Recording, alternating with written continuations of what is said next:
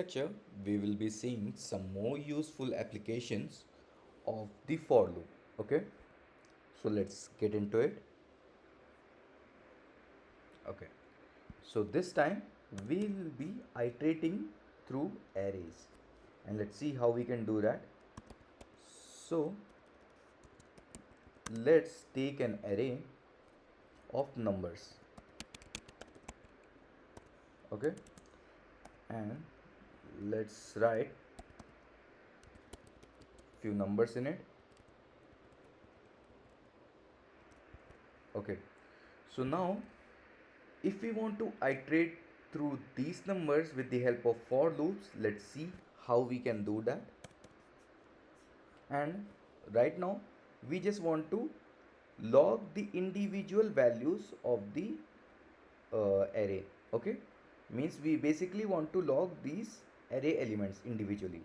So let's see, we can use for keyword and then the parenthesis.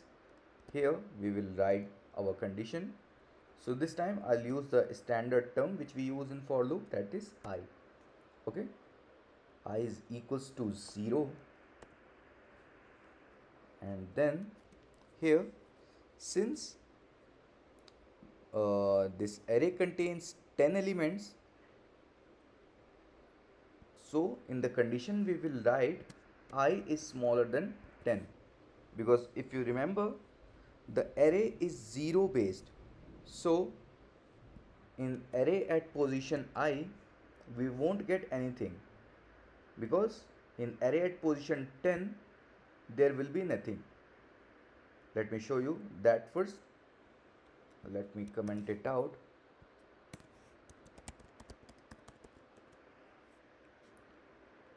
Num array at position 10, we will get nothing because it is 0 base, so its indexing starts with 0, if you remember.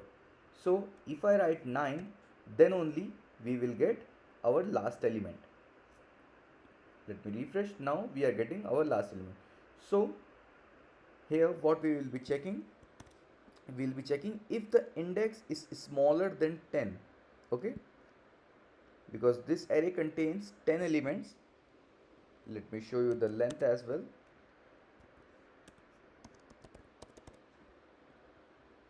So right now we are checking the length also. Okay, that is 10.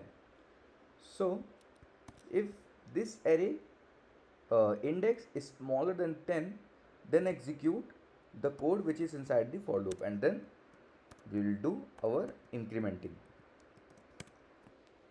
Okay, so now to log the individual values of this array, what we need to do is, I think you might have guessed already, we need to use this array, or let's pick this one. Okay, so instead of hard coding this 9 here, what we will do, we will use this I variable, because from the previous lecture, if you remember, this I will be updated in every iteration, right? From 0, 1, 2, 3, 4 and so on. Okay, so let's see what we are getting now. If I refresh, then we got our elements inside of the array. So we have 10 elements, so we got them logged here individually. So now there is a little problem in this example, and let me show you what that is. So right now we have hard coded this 10 here, because as we can see, this is a small array and we can count the number of elements inside of it, so we hard coded it as 10 here.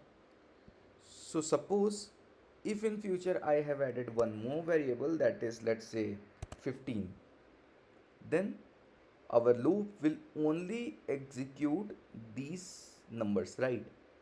Because we have set a condition with the hard coded value like only execute if I is smaller than 10. We don't care if there is any element added or not. So if I refresh, again you will get to see only till 10 here. We can't see this 15.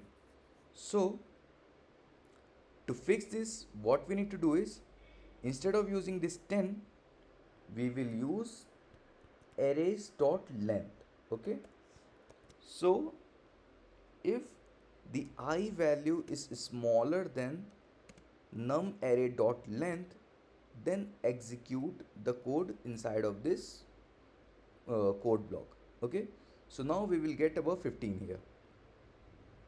As you can see, now we are dynamically checking the condition here. So we can write multiple values, let's say 25, 30, and it will take care of all of those. We don't need to change here again. If I refresh, then again you can see 25 and 30 are also logged here along with this values. So now this is how we iterate an array inside of the for loop. Okay, so let's create it a little more exciting. So this time, let's say I want an array which contains the numbers multiplied by 2. Okay, so let's say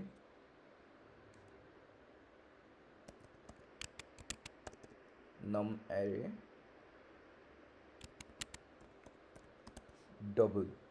Okay, so right now I want the element stored inside of this array with or we can say doubled the number of these elements. Okay, so we have created one array, an empty array here, and how we can fill it, let's see. Let me comment this console. Okay, so there are two ways of filling this array. So from the previous lectures, if you remember, this is one of the way in which we can insert some value into it. We write 0 or sorry, it's 0, and then we assign some value to it, 3, and so on for rest of the elements. Or we can make use of this I, because it is also containing our indexes, right? So instead of writing the hard-coded value, we will use I here. And then what we need to do is we need to store the double the number which is there inside of this array. So num array at position I into 2. Okay, so what this piece of code will do, it will basically find the numbers array. For example, let's say 2 at index, num array at index, one second, let me write it here as well for your reference, 1, because it's first index,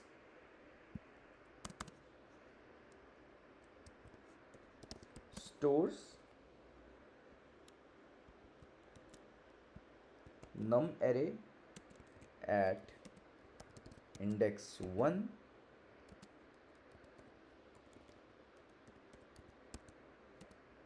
by 2.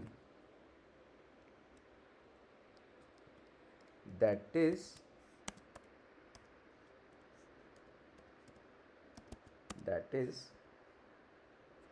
2 asterisk 2, or you can say 2 multiplied by 2. Okay, so the first index will store 1, second index will store 4, third index will store 6, and so on and so forth. Okay, so this way we can fill an array. Okay, so now let's see our array here, how it is getting filled. The newly created array, if I refresh, then you can see it is storing numbers doubled from the previous array, right? At the first index it is storing 2, and then at the second index it is storing 4, 6, 8, 10, 12, so on and so forth, right? So this is one of the way of filling an array. Let me write it here as well.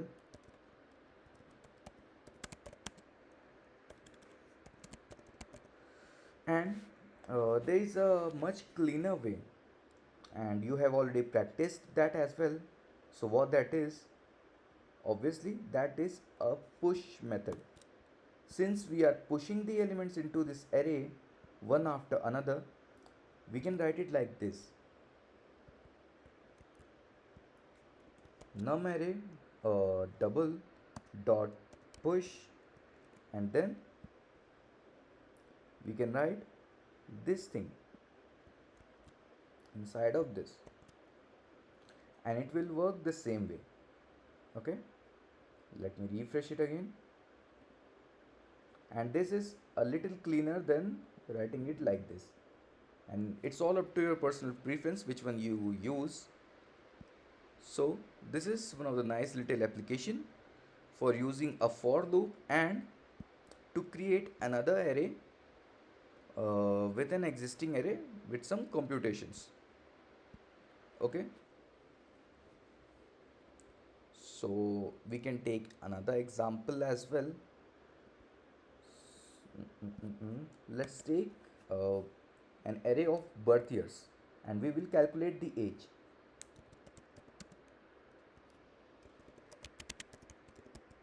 Birth years, let's say 1998, 1, 8, 3,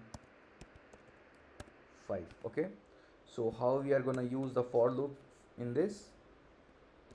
We are going to use the for keyword and then let I equals to 0, and it doesn't matter how many times we are using this I, because it is uh, available only inside of this piece of code. Okay, so it is not available outside of this code block.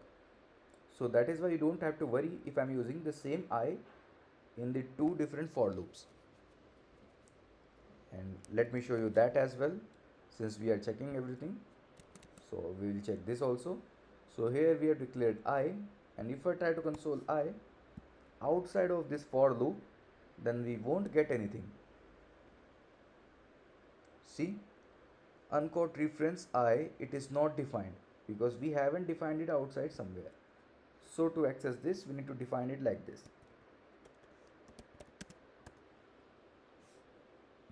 Okay, so as to get that I, since we haven't defined any value, so we are getting undefined here. Okay, so let's get back to our example, and then we have to iterate it till it is smaller than the length of the birth years array. Okay, and then we increment the value. So now we want to create another array with the ages. Empty array, and then here we will store the ages of based on this birth years. So let's see how we can do that. Let's use the push method directly. Ages, then dot push, and then what we will do, birth year at position I to access the element inside of the array, and then we will subtract it from the year 2024. Okay, and then we will console log it outside ages array. So now let's see what happens. Okay, so now we got our ages calculated here. So as to verify it, let's see, 2024 minus 1998, we are getting 26. The second one is 2001, 2001, that is 23. So we are getting 23. That means it is calculating correctly and it is storing the values correctly inside of our array. It is filling our array correctly. Okay, So this is how we iterate an array with the help of for loop. Okay. So now it's time to look in the break and the continue. Okay. So let's comment this one out here and let's continue with this example. Let me take this. Let's comment this also.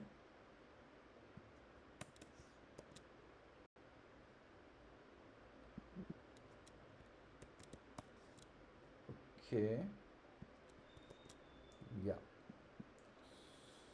So let's see the continue first. And what continue does is, if the condition matches, then continue will basically skip the current iteration. Okay. And it moves, or we can say jumps to the next iteration.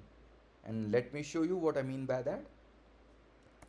So right now we have these numbers 1 2 3 4 5 6 7 10 and so on. Okay. So let me show you how continue works. Let's actually remove this as well. So if suppose I want to log only the odd numbers, I don't want to log the even numbers. So what I will do, num array at position I, we can say divided by 2 gives us 0, then continue, otherwise log the value.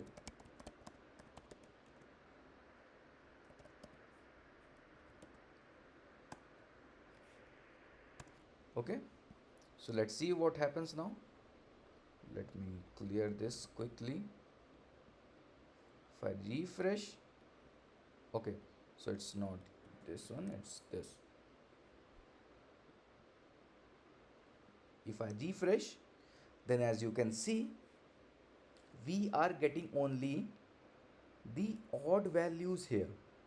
So what this condition did is it simply checked if the number is even, then simply uh, jump out of this iteration or skip this iteration, or we can say terminate this particular iteration and move on to the next iteration. Let me write it here.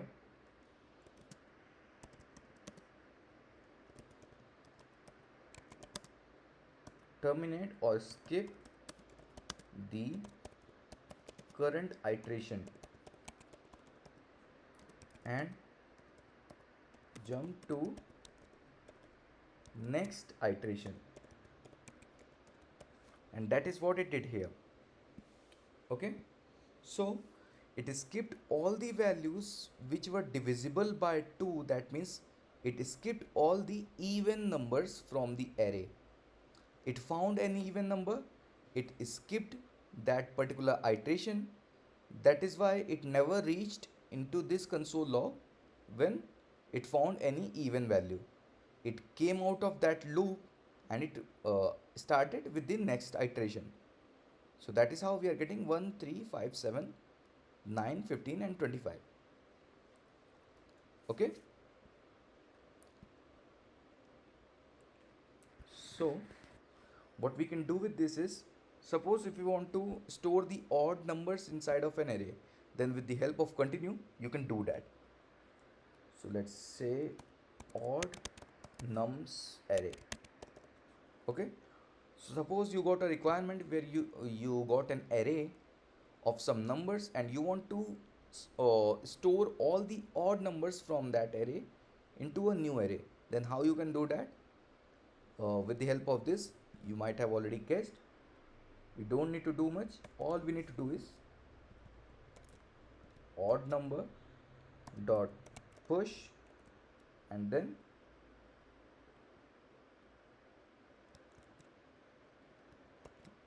this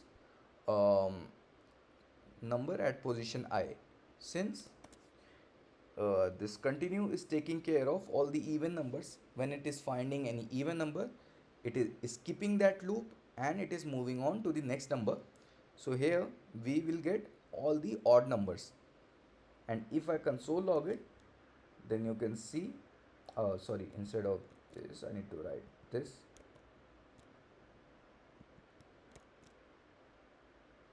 Yeah, this is correct only. Yeah. So if I console log this odd nums array, then you can see we got our odd numbers stored into a new array, and this was our initial array, nums array. Let me show you that as well. So this was our initial array and this was the array with the odd numbers. Okay, so I hope you guys are clear with the continue. So what continue does is, whenever the condition matches, it basically skips out of that particular iteration. Okay, so right now we are iterating 1 2 3 4 5 6 7.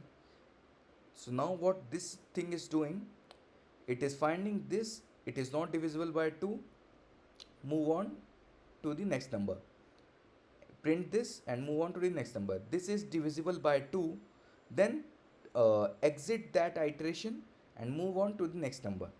This is also not divisible by 2, then execute the code and move on to the next iteration.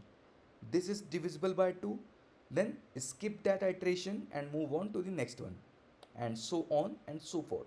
Okay, so continue skips the current iteration. Now let's see an application of break. Okay,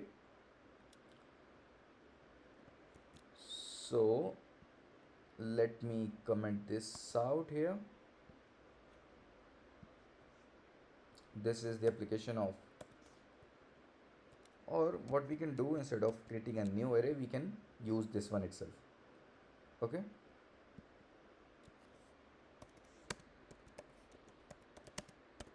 say continue example, and let's comment this out.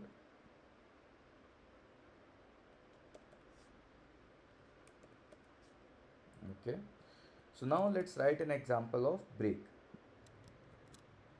So here what we will do, instead of using continue we will use break. Okay, so what is the difference between continue and break, you will see in a minute. So continue basically skips the current iteration as what we have learned so far. Okay, so what break will do, if it matches some condition, it will immediately the iteration immediately stop the loop. It won't move to the next iteration of the loop. Okay, so let's see how it works. If I refresh, then as you can see, we only got one here. Okay, we only got this one pushed inside of this odd numbers array, because the next number was even, so it found that this condition is true, so immediately stop that loop. Okay, so let's take another example of it. So this time, let's say if the number at position I is greater than 5, then stop the loop immediately. Let's see what happens. Okay, so right now we got 1 2 3 4 5, because um, here it was checking number at position I is smaller than 5, then push it, smaller than 5, then push it, smaller than 5 3, then push it, smaller than 5, push it. It found 5 is also, or we can say 5 is not greater than 5, then push it. Okay, and it found that 6 is greater than 5, then it immediately stopped the execution of the code, or it stopped the iteration. So let me write it here as well.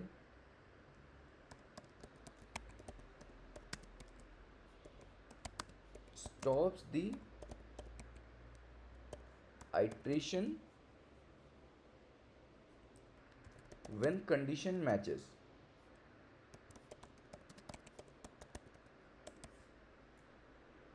Okay, that is why after 5 it never reached this code and it exited out of this for loop.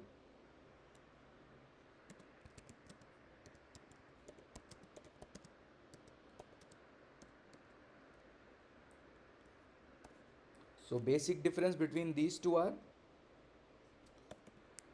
let me write it here, continue exits or skips the current iteration,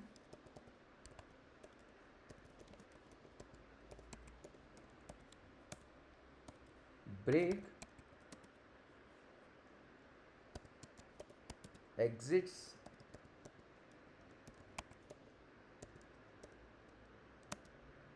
and stops the loop. Okay, so these are the two basic differences between continue and break. I hope you guys are clear with this now.